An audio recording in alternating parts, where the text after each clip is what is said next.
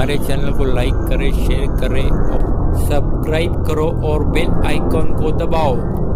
आपल्या इथे या रोड ॲक्सिडेंटमध्ये एक प्रवृत्ती आहे की समजा जर कोणाचा अपघात झाला तर आपण म्हणतो अरे लफड़े में मत पड़ो, चलो निकल जाओ, पोलीस अपने को तकलीफ देगी।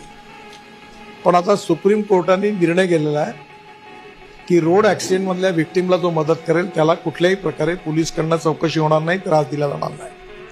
आणि आम्ही आता सरकारमध्ये असा निर्णय घेतलेला आहे की जर असा अपघात झाला आणि तुम्ही त्याला ताबडतोब दवाखान्यात घेऊन पोहोचवलं, ॲडमिट केलं, हे करणाऱ्या व्यक्तीला आम्ही राहावीर असं म्हणू आणि त्याला 25,000 रुपये अवॉर्ड देऊ, बक्षीस देऊ की त्याने एकाचे प्राण वाचवले। दुसरी गोष्ट अशी केलेली आहे की कुठलंही हॉस्पिटल असो, कुठलाही रस्ता असो, म्हणजे एनएचची आवश्यकता नाही आहे। समजा कॉर्पोरेशनचा रस्ता असेल, गल्ली असेल, कुठेही असेल, तर तुम्ही जर याला कुठल्याही डॉक्टरकडे ॲडमिट केलं तर आमची वेबसाईट आहे, त्याच्यावर 7 दिवसाची ट्रीटमेंट मॅक्झिमम 1.5 लाख रुपयापर्यंत भारत सरकारकडनं आपण त्याची व्यवस्था करू, त्याच्या इन्शुरन्समधून, आणि त्यामुळे त्याचं प्राण वाचवण्याकरता मदत मिळेल। या दिल्लीच्या एम्सने असा रिपोर्ट दिलेला आहे की आपण जर अशा प्रकारे जर लोकांना मदत केली तर आपण 50,000 लोकांचे प्राण वाचवू शकतो,